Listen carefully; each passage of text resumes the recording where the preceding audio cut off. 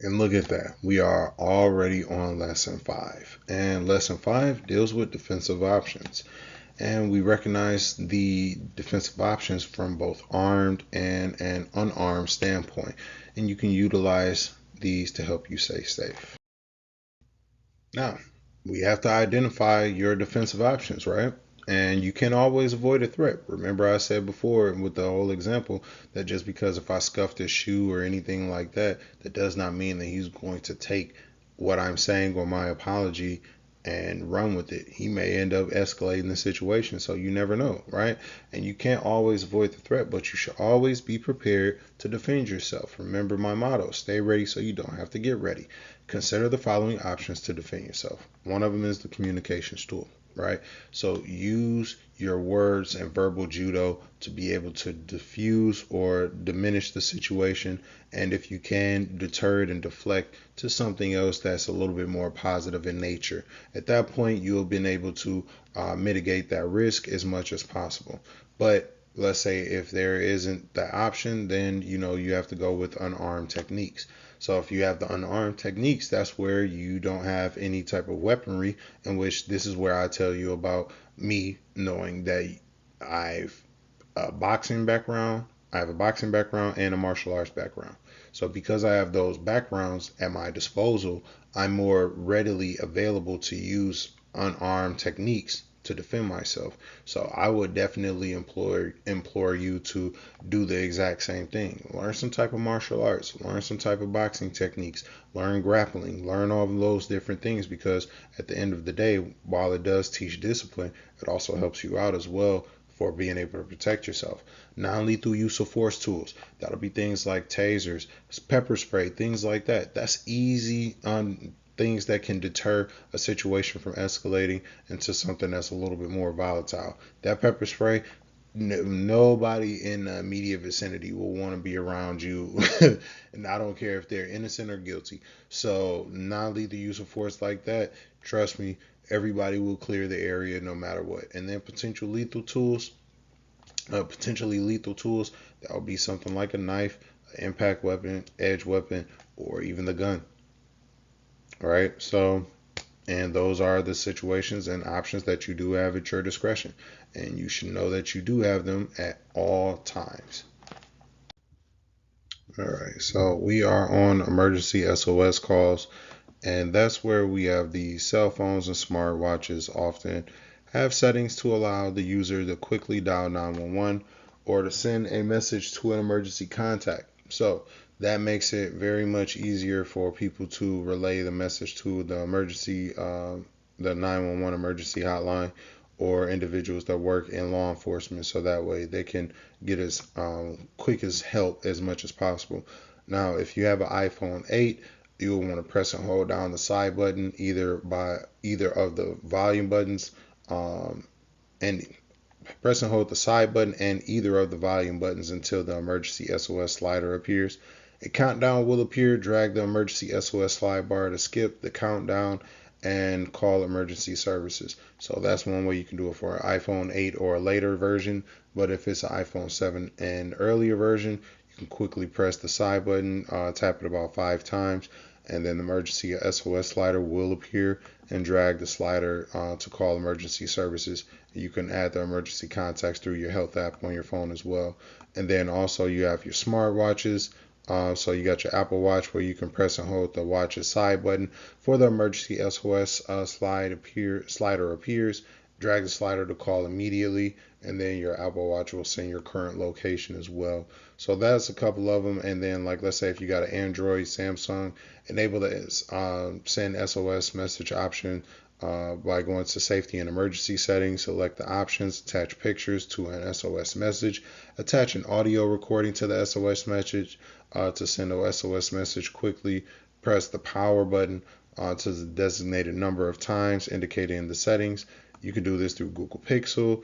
There's a litany of different ones that you can definitely use, and also there's some real estate apps that you can also get as well, some real estate safety apps that's specifically made for you all. So those are definite things that you will want to use at your discretion to see if you can, just mitigate the safety risk a little bit more at your current hand. But I would say a few of those will be Agent Safe Walk.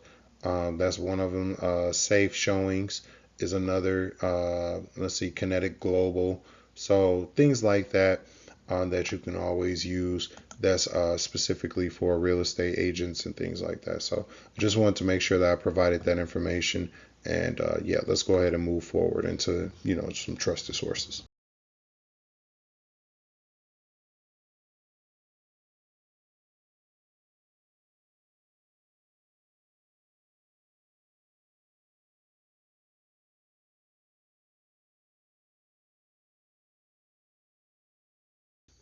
Check in with a trusted source. I know a lot of people know about this, right? So you should always let a friend, family member, or a trusted colleague know where you're going to go and when you will be leaving. Consider using the following script. I'm leaving now. I am meeting, let's say, meet Rashard Thrower, a client at this address.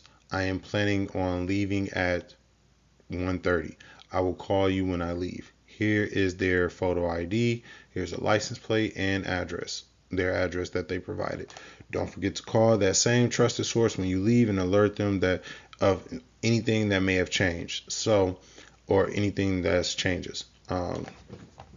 That's one of the most logical things that you could do because if you think about it, you already do that when you are, going out with friends. If you're going out on dates, I know women do that all the time. Whenever they're going out on a date, they may take a picture of the guy's car, his license plate, especially if they're going to his house or something like that, and then also have a picture of him sent to a friend, the whole nine. Excuse me. And then also I know fellas that go over to a woman's house at night and they'll send their location. They'll send exactly where they are. They'll send the person who they're going to see and all that stuff like that. I just had a situation where I had to return something because I bought something from a friend. Well, it wasn't a friend. It was a person that I met. But I still sent, because they stay way out in the boonies, I still sent my information to my girlfriend. Now I knew that that was a trusted source, so just in case, because I already told her like, hey, I gotta go and get this money back real quick, so I'm gonna go and drop this off. I already let her know, and I told her where I was going to go. I sent her the address, and also sent her the person that I'm going to be meeting. I sent the name and also how she looks, just in case if things were to go awry, and then let's say if I don't come back. So I always make sure that I operate with that type of mindset, and I know a lot of other people do too. So definitely continue that if you already do this. Do not rely solely on technology. According to the NAR member safety report, 40% of real estate agents reported that they showed vacant properties in areas with poor or no cell phone coverage. 85% of those individuals reported feeling unsafe. Now, you got to know where you do and do not have cell phone coverage. Now, me, I have Verizon. A lot of other people have. I used to have Sprint, and I also have T-Mobile. Uh, I know Verizon is the best, regardless of anything else. I get that they may be a little bit more high priced, but they're the best. I never lose coverage. I never use service. I never lose anything. My lady has Sprint. She loses service all the time, and her service is always choppy. So you need to know where you do not have cell phone coverage. Also, when you go to a showing, make sure that your phone is fully charged. Always make sure that your phone is fully charged, and keep in mind that cell phones are not always reliable.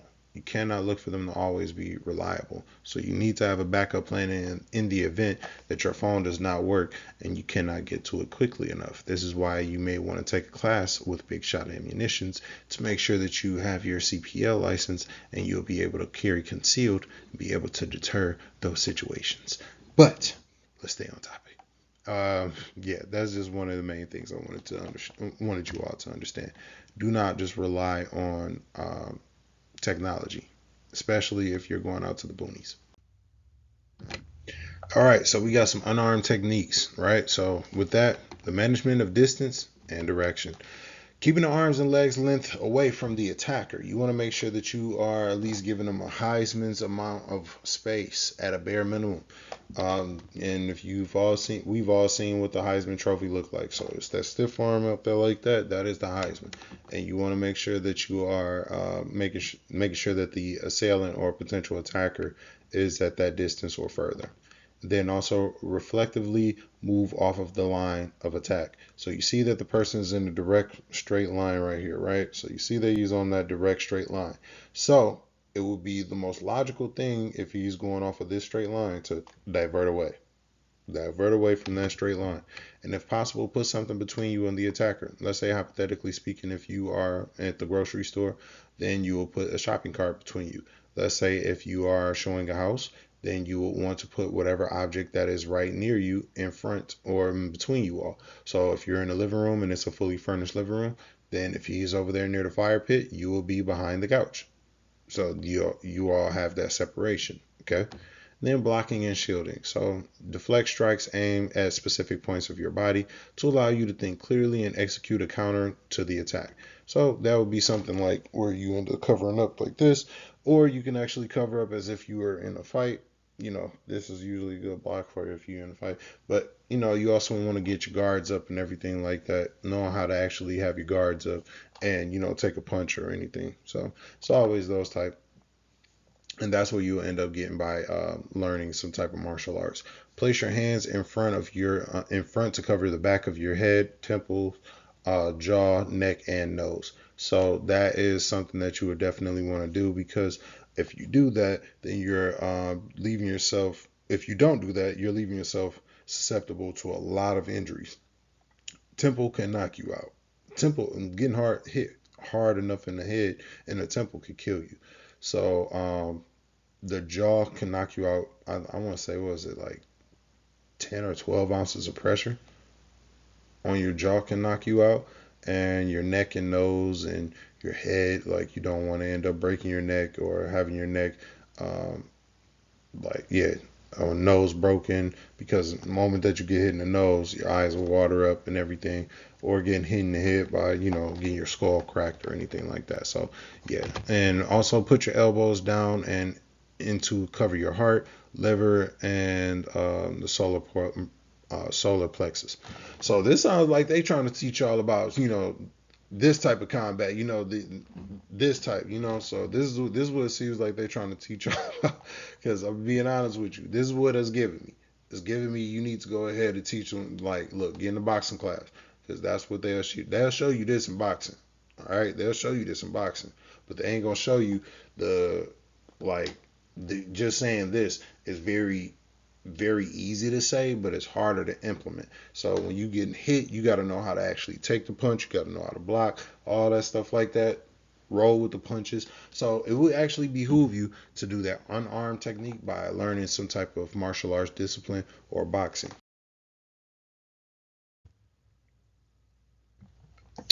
And let's see some more unarmed techniques. So release from grasp, chokes, and hugs. The initial response should always involve lowering the center of gravity and utilize leverage as well as the joints, small digit manipulation, and counter striking. But let me speak about this. Release from grasp, chokes, and hugs. You got to understand, people have pressure points. There's certain weak points of every human, right? One of them being your armpits, one of them being your nose, nostrils, eyes, private parts, all of those different things. So if you see somebody, if you're getting choked by somebody, grab their private part. That would be the smartest thing to do. And most people be like, oh my, listen to what I just said. Grab their private part. If it's a man with a dick, you grab his dick and his balls and you grab it and squeeze and turn that.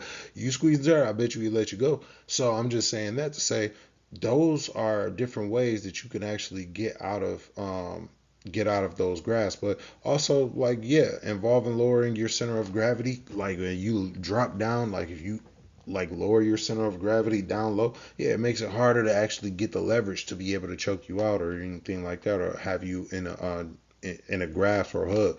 And then also utilize leverage as the small joint pin. Look, pinch the back of their thighs, pinch their penis, pinch the vagina, pinch they. If it's a girl, grab her titty, grab the nipple, do whatever, uh, gouge somebody's eyes, uh, dig in their nose, punch them in the throat. When I'm saying all of these different things, these are not the most common areas that you would end up thinking that people are going to, hit someone at. But these are the most smallest things that you can do that will make the biggest difference. So just giving you those tidbits from those two different scenarios. If it's a man, grab him by the penis, grab him by the neck, grab him by the eyes, grab him by the throat, grab him by the nose, grab him by whatever it is that's sensitive on the body. Like shoot, even if it's the armpit, like pinch the armpit, squeeze the armpit. Like that's an extremely sensitive part of your body because if they doing this, you can squeeze up under here and you can apply pressure, especially if you put your thumb up under there, it will hurt. So I'm telling you a lot of different things that you can use on unarmed techniques when it comes to releases, grabs, chokes, and hooks. All right. Then we got counter striking. So that involves punching, elbowing, and kneeing and kicking. I like that. Like I ain't gonna lie. That's something that I definitely like. So yeah, when you punching, you gotta make sure that you punching for the right area. And like I said, punch them in the throat. I ain't gonna say if you trying to get the person off of you, that's more of like where you trying to go for or something like that. You go for the eyes, nose, temple, ears, throat, chest. That's where the heart, the liver, and everything like that. And I don't know if y'all saw that video, that fight where Javante Davis fought Ryan Garcia, and he hit him in his liver. You hit somebody in their liver hard enough, I'm telling you, as a person that used to box, I know what that liver shot was. I've done that liver shot to people. I've had that liver shot. That liver shot depletes you of all energy immediately. You're done. You drop. I don't care what you're doing. I don't care how grown of a person. I do not care. That liver gets hit good enough, it's over. You're gonna drop. It's gonna be a sack of potato. It's gonna hit the ground just like that hard. So I'm just giving that. I'm being a little bit more overzealous when I'm coming with the descriptions, but I want you to understand how specific and detailed I'm trying to be with you. So it was really like a sack of potatoes, but yeah. And then let's see, what will be another one? It should be a target focus to get the desired effect on the attacker. So disable ends the attack, disorient provides an opportunity to escape, and by creating distance between you and the person. So that would be something like you hit him in the throat. If you hit him in the throat, he can't breathe. He's gonna try to breathe. So from that, or if you hit him in the nose, he's not going to be able to see because his eyes are going to water. So if you disorient him enough, you'll be able to get the opportunity to escape. If you disable him, like I said, hit him in the genitals, or if you hit her in, if it's a woman, you hit her in, like, let's say you hit her in the chest, or you hit her in the throat, you hit her in, pretty much if you hit you hit a woman, if a woman hit a woman anywhere, it's typically going to hurt. If a man hits a woman anywhere, it's going to hurt. But if a woman hits a man, it's typically not going to hurt as much. So that's why you want to go for the most sensitive parts on the man if you do, and for a man, if it was a woman, if she's trying to do something like stab you with a knife or she's trying to kill you, then that would be something where you would end up like, you got to do what you got to do. So right hook to the body or to the arm, like to the body or to the face. Hey, it's gonna knock somebody out. Now, use of force options. We got some use of force options at our discretion. As a part of our personal protection plan, you may want to consider both non-lethal uses of force options as a tactical pin, pepper spray, uh, impact weapons such as tasers, electronic control devices, as well as potential lethal tools such as knives and firearms. So non-lethal parts. So this more so just goes with our use of force options. And let's say if it was with the tactical pin, right? There is some pros and cons to everything that we use in use of force. So let's get into it. All right. So while we're getting into this, we're going to talk about the non-lethal use of force options first. So the non-lethal use of force options have a lesser chance of killing an attacker and a lesser chance of putting you in legal peril. And with that, while a firearm can be a disabling deterrent effect out of dozens of feet, a taser or pepper spray will require you to be within 10 to 15 feet, and of an edge or impact weapon, usually within about arm's reach. So let's get into the specifics of the tactical pin. Now, the tactical pin can be sleek, obstructive, making them easy to carry every day, right? It can be easily clipped onto a shirt, pants pocket. It will not attract attention as a weapon. It can buy you time that you need to get away and deploy a different tool, right? Now, here's the thing. The pro is that it's very discreet and it's very cost effective. The con, as we said just a second ago, it requires you to be within arm's reach of the attacker. So that is a hindrance towards that situation. How pepper spray works. So pepper spray is, something that's based upon our Alacerum capsicum, which is basically from cayenne peppers. So hence the name pepper spray, right? And with pepper spray, there is a lot of things that you need to take into consideration. So, like I was just saying, the active ingredient in pepper spray is the Alacerum capsicum. And OC affects the mucous membranes like the eyes, nose, throat, lungs, and causes instant capillary dilation, causing eyelids to shut. Now, the bronchial tubes may swell and making it harder for the attacker to breathe. The bronchial tubes are here. And pepper spray may incapacitate an attacker for as long as 45 minutes. I've been hit with pepper spray just from being in the immediate vicinity, and I had to put milk and water on my face for about an hour. So this is not a lie. It will incapacitate an attacker or anyone that's just around in the immediate vicinity for at least 45 minutes. And the pro with pepper spray is that can work up to about 12 feet. So you don't have to be immediately in front of the person. So it does give you a little distance. But as the distance increase, this is one of the cons. So does the dispersion pattern.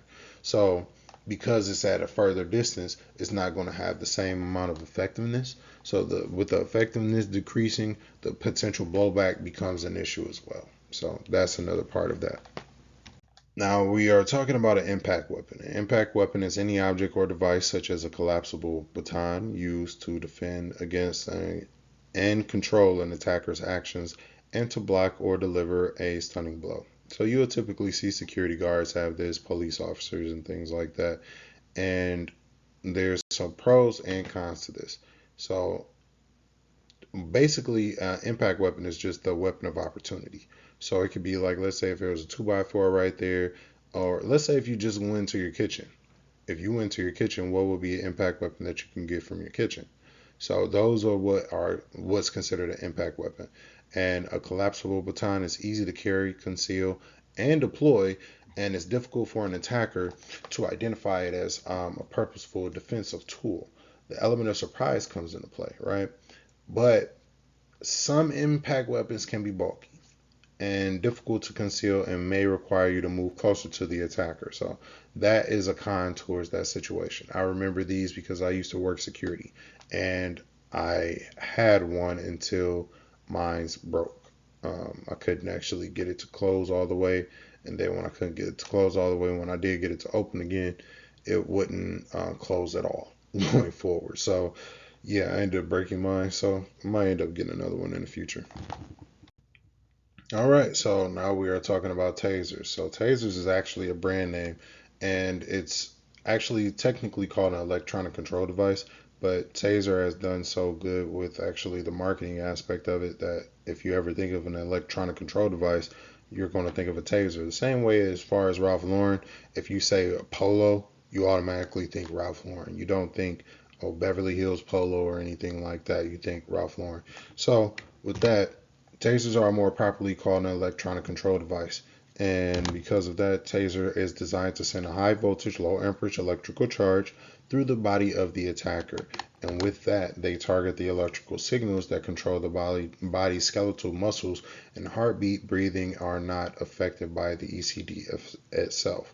I'm not sure about the heartbeat part. That's a little, I can't say that because I've seen certain things happen with people that have, heart issues and, some taser situations. So I'm not specifically sure on that one, but I do know this much.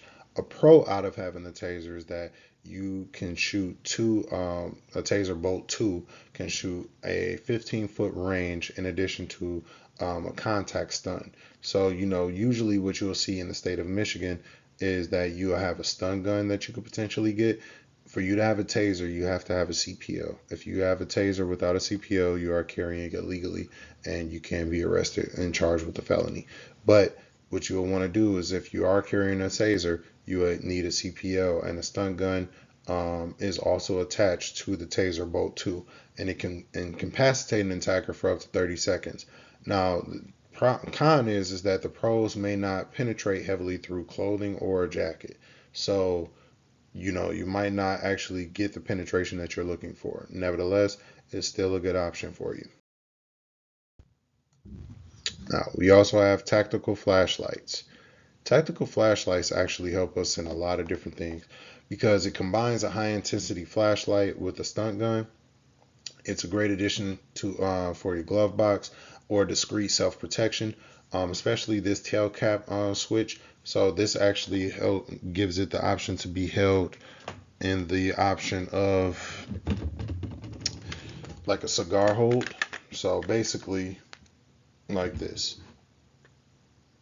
So you could actually hold it like that, where you can actually still, thumb off you could turn it off and turn it on, which I have my EpiPen right here, but I'm just using this as an example, and you can actually have it that way.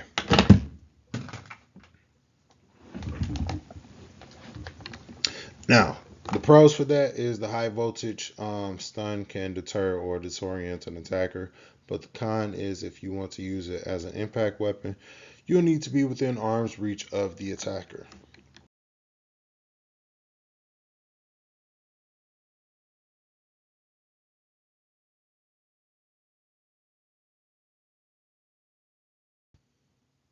Right, so the next option is knives. With a knife, you can remove the attacker's ability to hold a weapon, stop most arm movement, and impede the attacker's ability to walk. There are a couple of truths about the defensive use of the knife that everyone needs to know. And to be honest with you, this is something that a lot of people never really take into consideration. One, how quickly it happens. Very, very quick. It is not one of those like long drawn out things that you see in the movies. It's very, very like 1 to 2 seconds. Not even that really, because you can stab somebody about 4 or 5 times in 1 to 2 seconds. Like doing that's real quick. So imagine if you did use that, and you want to make sure that if you are using a defensive knife, you require to be trained properly on the use of a defensive knife. Do not just get out here and then just recklessly use a knife and just think that I can do whatever I want. No, it requires you to be trained properly. So you must learn how to wield a knife and in a safe, effective, and efficient way. Okay, the same thing that you would do with the firearm. You want to make sure that you are doing the same things with that, mentally prepared to manage the physiological and the psychological effects that accompany utilizing such a defensive tool. Because let's be honest, number two is it happens in very close quarters. You will be up on that person. That's the difference between shooting someone and a knife. Shooting someone you can do at a distance. A knife, you have to be right here. So when that person's body drops or they die or anything like that, or you see them actually react to that impact weapon, then yeah, it's coming from very close quarters. So you're probably going to feel their reaction, and it is often more difficult to mount a legal defense when you use a knife because it's so hard to really sit there and describe how you may have felt in so much danger that you had to use a knife to stab someone. That's very difficult to prove. A gun, you can prove something like that, but knives, there's it's like you because then they'll say it's a disparity of force. There's so many different options that you can go into in so many different ways, but it's not to say that you can't mount a legal defense. It's just saying that it's very difficult. Now you got your defensive firearms. Defensive firearms, I'm gonna just be real with you.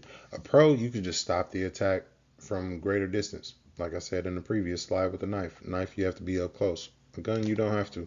So that's the good thing. But the con is that it requires a lot more training than it would with the knife, because then you also have to incorporate the flashlight or a tactical pin, or you must also make sure that you're carrying legally, and you want to make sure that you're proficient and that you're living the color codes of awareness, and that you're also living the four firearm fundamentals, as far as making sure that you're keeping your finger outside of the trigger guard and off of the trigger until you made a decision to shoot, making sure that you're not pointing in an unsafe direction, the whole 9 yards, So that's one of the main things as far as the cons of that, because it does require a lot more responsibility. So a firearm may or may not be an option. It is your duty to know the laws in your state that govern carrying a firearm dedicated to personal defense.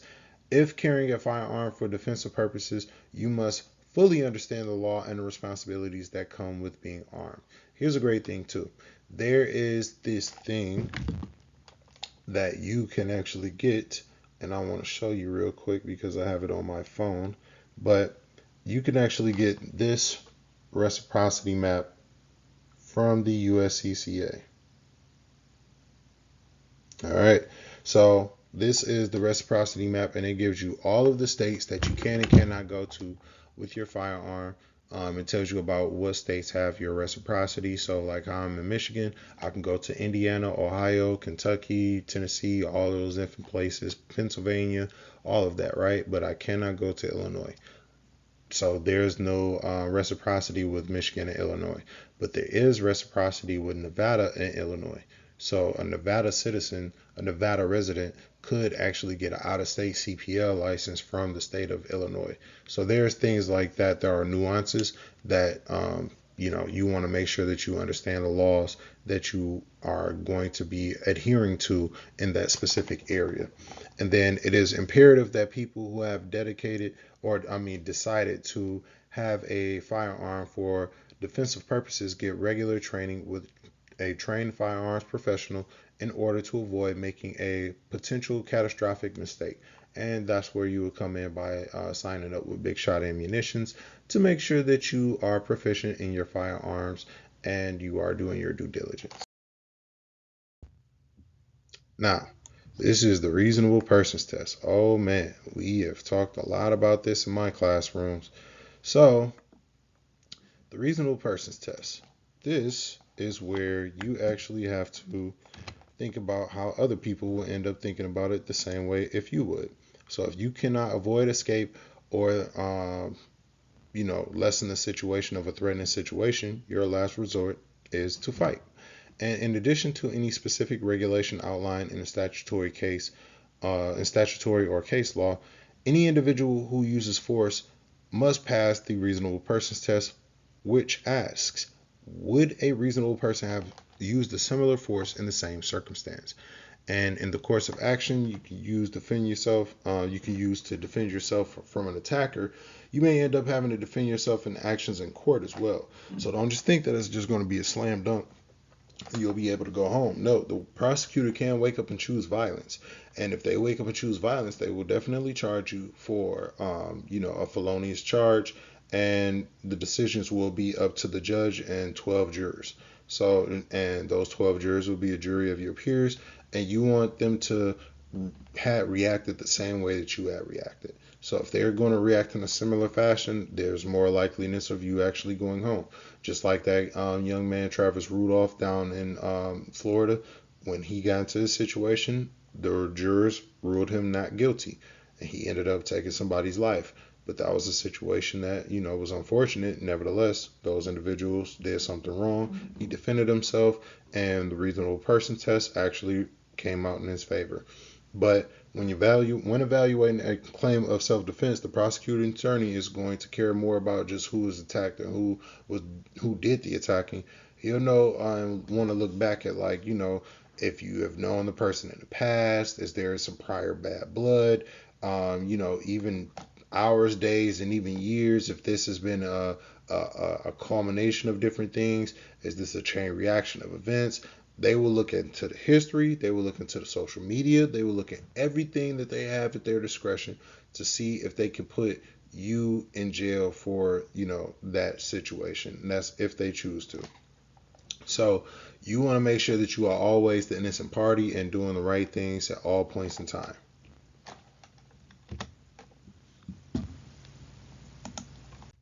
All right, so where does deadly force begin? Now, the exact definition of deadly force varies from state to state. So, while that is the thing, deadly force is a level of force which is likely to or could cause the death of another person, regardless of whether that person does die. So, that's pretty much an essence of the general consensus of deadly force. But as I stated, it can vary from slightly from state to state.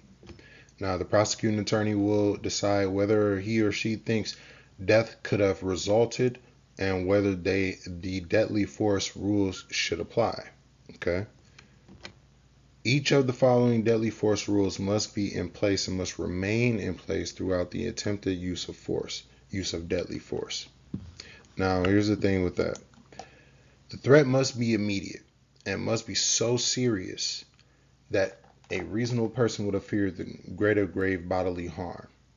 And greater grave bodily harm is a significant or a life-threatening injury. So it's not nothing that's just, oh, you got punched in the face and your face is, somewhat swelled up. It's not, oh, you got slapped. It's not, oh, somebody did this or somebody stepped on your shoes. That's not deadly force. Or that doesn't necessitate the use of deadly force.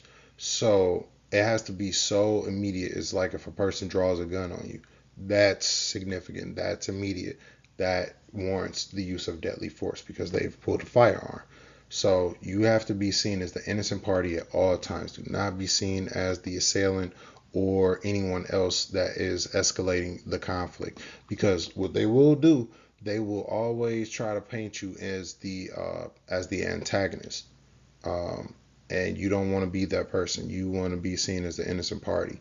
And things like certain words, that's why I said it before, you don't want to use certain words like I'm going to blow your MFing head off, or I'm going to shoot your mother effing head, or all that stuff. No, tell them stop, don't come any closer, drop your weapon, stuff like that. Those are statements that you should make because it gives a presumption of innocence, but also lets other people that's listening or that's across the street that may not be able to see the full view, they will hear that somebody has a weapon on you and you are defending yourself.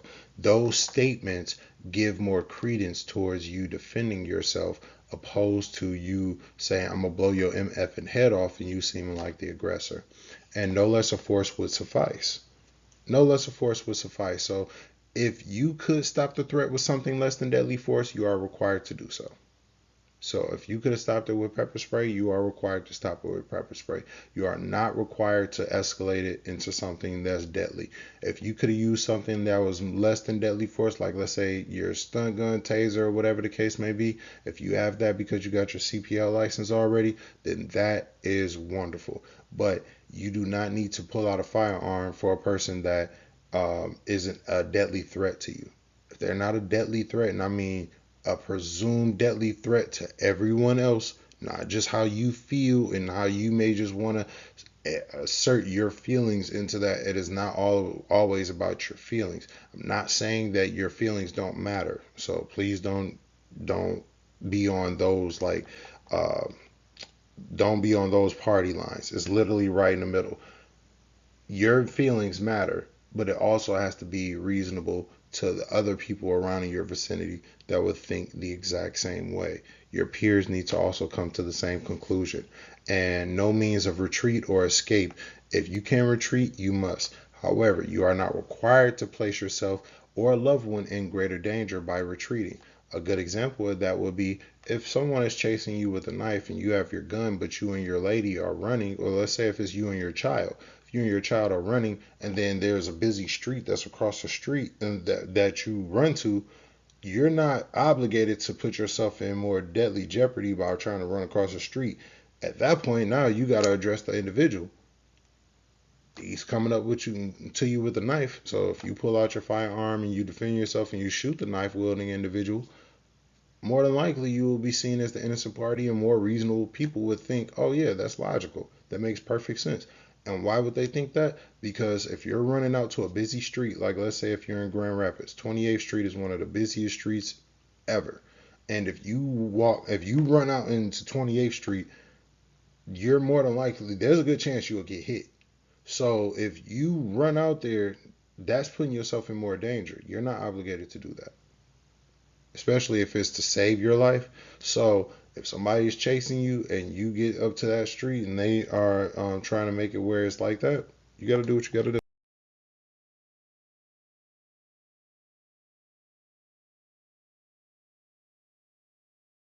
Now, on the prior side, I did give this as a brief synopsis just because I actually was a little bit ahead of myself. So I do apologize. But it still is the same thing and it still all matters. Because at the end of the day, rules governing the use of deadly force, it must be immediate, fear of death or greater grave bodily harm. Like I said before, the action has to be immediate. It cannot be, okay, ran I went around the corner, came back about 45 minutes later, and then came and shot the. No, it has to be immediate. It has to be right then and there. And it must be an innocent party, so you have to be the innocent party. You cannot be seen as the person who are started or escalated it. No lesser force is sufficient or available to stop the threat. So if you could have stopped the threat with like pepper spray, you are obligated to do so. But if the person pulls a gun, you are not obligated to use your pepper spray. You can pull out your gun as well. And you must have no reasonable means of retreat or escape. So if a person puts you in deadly peril where they're chasing you with a knife and they chase you all the way down to the street corner and you end up having before you either run out into a busy street or have to confront the individual, you confront the individual. Most people will think that that's reasonable. So note the obligation to retreat has been removed in several states throughout the enhanced Castro doctrine law. However, it is your obligation to understand your rights and obligations under your state's laws. Defense of others. All right. So, in addition to knowing your state laws and regarding the use of deadly force for yourself, you also need to know the laws regarding the defense of others in your state and municipality. Are you willing to spend time in jail or go to trial to spend tens of thousands of dollars in legal fees for defending someone else? Most times, I usually tell you to mind your doggone business and call the police if you're going to do anything. The same consideration that is stated in the rules that govern the use of deadly force apply in a situation where you are defending a loved one or an innocent bystander. So I say mind your business because let's say if I see two dudes jumping one other dude, I might want to intervene, but I also don't know the backstory. I don't know the situation. That dude could have beat up on their sister, and then they finally caught up with dude, and then they had gave him the beats. So I don't know what that situation is. The best thing that I can do, mind my business, stay in a safe place, and call 911 if necessary.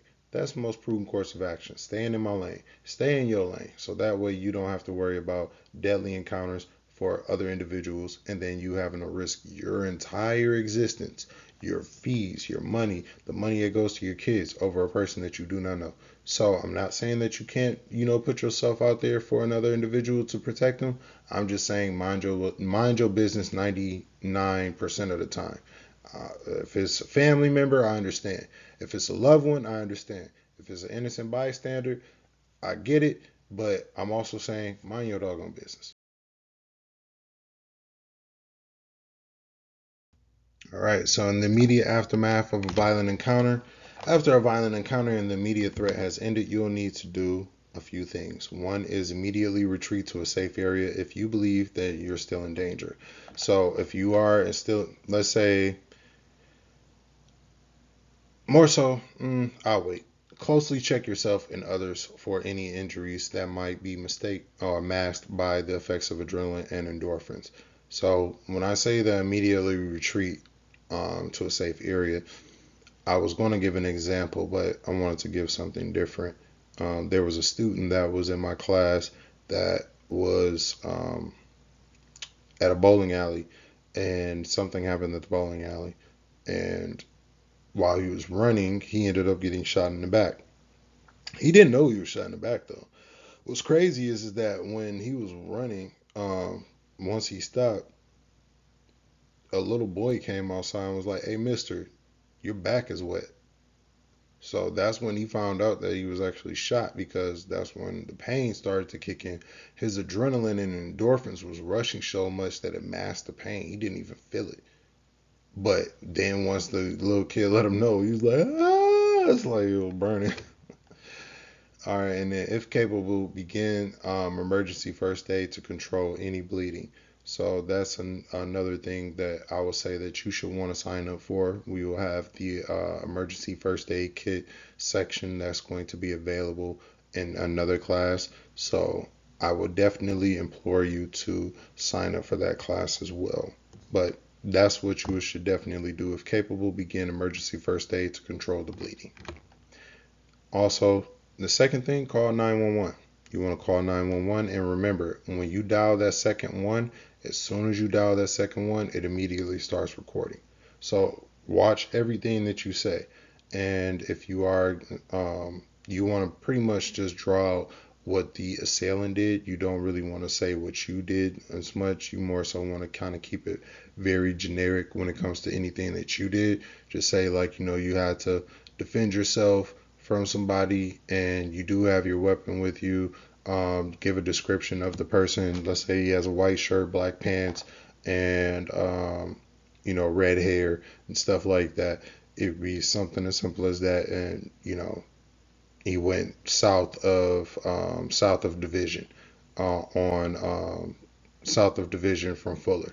So stuff like that, and they'll go with that, but don't don't put yourself in legal peril. Don't try to explain yourself too much. That's not your time to explain yourself. Your time to explain yourself is to your lawyer, and let your lawyer do the explaining afterwards. Okay? So do not let the attacker or alleged attacker or witnesses report the incident differently than it happened. So that will be you calling 911, letting them know, like, hey, my name is Rashard Thrower. I've been assaulted at 1903 West Michigan, and they they went south of of Howard Street. So they have on a white shirt, black pants, and red hair. I do have my weapon, so please let the police know I do have my weapon on me. So please send help as soon as possible. And I'll and then if they start to ask you about if they ask you about what you have on, or if they ask you stuff like, hey, what did you do in the process, or what are you doing, don't answer on any of that. If they start getting persistent on questions, hang up the phone. Just bang on them, hang up. You do not need to explain anything to the police about what's going on. You just need to comply, listen, and tell them that you are willing to cooperate. You just need to speak to your lawyer first. And until then, you're going to invoke your right to remain silent. You do not consent to any searches of your person or your property. Also, you'll probably want to make a phone call to your family as well.